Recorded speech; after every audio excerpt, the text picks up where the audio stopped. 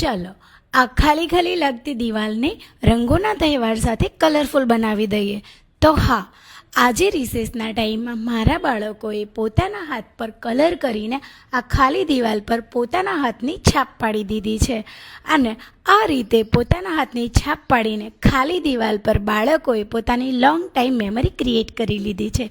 અને એમાં બસ થોડીક થોડીક લાઈનો બનાવીને એને કલરફુલ ટ્રી બનાવી દીધું છે.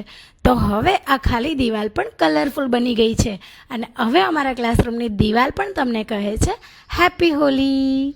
Thank you so much. वो रंग लेके खेलते गुलाल लेके खेलते रंग लेके खेलते गुलाल लेके खेलते राधा संग होली नंद लाल.